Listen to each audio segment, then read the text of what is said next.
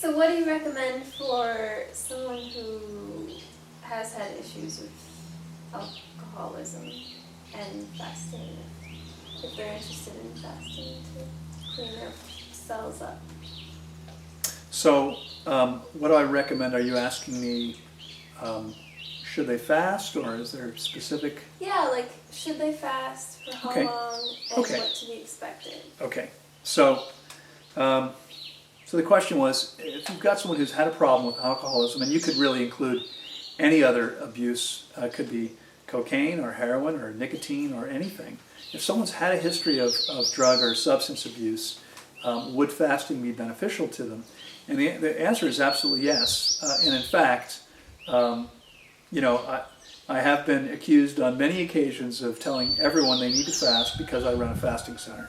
And the truth is that I opened a fasting center because I believed everyone needed to fast, because I'd had such amazing response myself, and because I had clients that I was coaching back then on diet and lifestyle choices, exercise, etc., that were saying, well, could you fast me? And I thought, okay, well, if enough people want to do this, I'll set up a place where people can come fast. So, whether you come fast with me or not, if you want to get your body clean, you want to get your body as healthy as possible, there is nothing more powerful, regardless of the situation. But for substance abuse, it's an amazing thing. Because, as I said before, when you're detoxifying from alcohol, cocaine, heroin, nicotine, sugar, bread, whatever it might be, what happens? Well, as your body is cleansing this stuff out of your system, it says, you know what, this sucks, give me more of that. It creates a craving for the exact same substance. So you have another cigarette, you feel better. You take some more heroin, you feel better. You snort some more cocaine, you feel better. You have another beer, you feel better. Okay? But you're just setting up this whole cycle again. But that this happens because the elimination of the stuff from your system is a painful process. Well, what happens when you're fasting, right? So you're resting completely, you're not consuming anything, your body can put all of its energy, or not all, your brain and central nervous system hopefully will still function, and they require a significant amount of energy, but you go from having maybe 2 or 3% of your body's energy available to having maybe 50 to 60% of your body's energy available. And what happens is you cleanse the garbage out of your body much, much, much more rapidly. So there is no better way that I know of, and we've worked with alcoholics and cocaine addicts and 2 heroin addicts, and people coming off cigarettes many, many times, and of course people who are addicted to all kinds of food. And this is only, what I'm talking about so far is only effective with regard to the physiological addiction. If at the same time there is an emotional addiction, that's a separate piece. And that requires doing the emotional work to deal with what's at the root of that. But the physiological piece, the craving for nicotine, when there's nicotine in your body, that craving is eliminated by getting that nicotine out of your body. And there's nothing I've ever seen or heard of that eliminates nicotine or cocaine or heroin out of your body faster than fasting. So it's an amazing way to get the body clean. Again, be sure you've got supervision. If you don't want to come fast with me, go find somebody else, but find someone who's really got the experience, not just talks about it, but has actually taken people through this process and knows what is and isn't okay. And do it in an environment where you're going to be comfortable, you're going to feel safe and secure, and go do it, because it's the most amazing, powerful, and empowering thing you can do for yourself.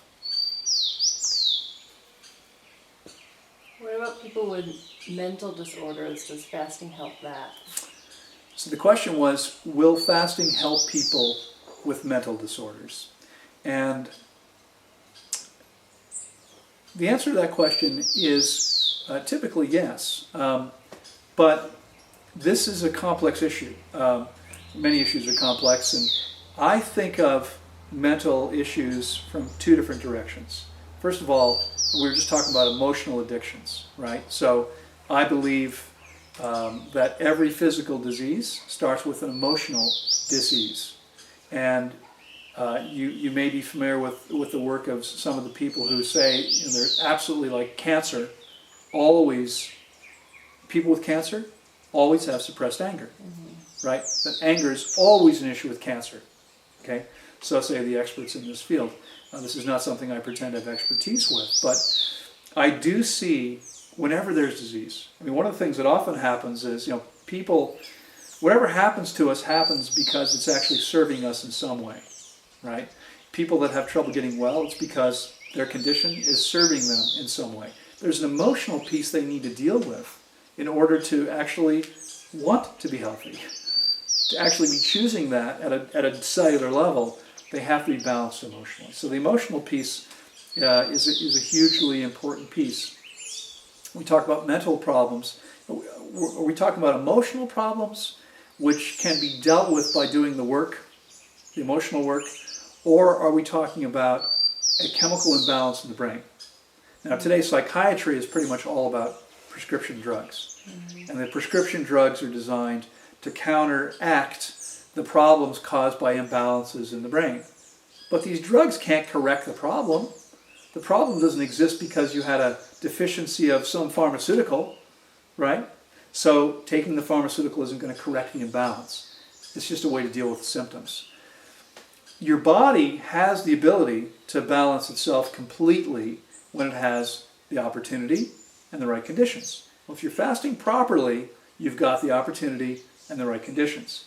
And so whether it's the physical body or it's the brain chemistry, your body can absolutely balance that if it has a chance to. So if something is happening as a result of a chemical imbalance, fasting will take care of it. If something is happening as a result of an emotional issue, someone has to be willing to do the work. Okay, that doesn't happen all by itself. I mean, there's an amazing opportunity, fasting, to deal with this stuff, but you have to be willing to do the work. The people that are willing to do the work are the people that are willing to just rest the entire time, or as much as possible. Because the reason that people won't rest, right, the reason some people refuse to just be still is because those suppressed emotions start to come to the surface and they're not willing to deal with them. Now, none of this it may be that all this is happening on a subconscious level, but at some level their ego is screaming at them, find something to do, right? Find some way to distract yourself from these emotions coming to the surface. And as long as we keep distracting ourselves, what most people do their whole lives, we never deal with this stuff. Okay? It's no fun. This is not the easiest work you'll ever do, but it may well be the most powerful and empowering work. And by the way, I mean, my own experience is I've been on this path doing this work consciously now for almost 37 years. Okay? And I don't see any evidence that it's going to be over anytime soon. It's an ongoing process. You have to be willing to step into the fire over and over again and look at what's coming up for you and ask yourself, what's behind that? What am I believing here? Okay? Because it's usually about some story we've created that we're believing is true. That's what creates these emotional issues. We get upset because we believe something that's not true to be true.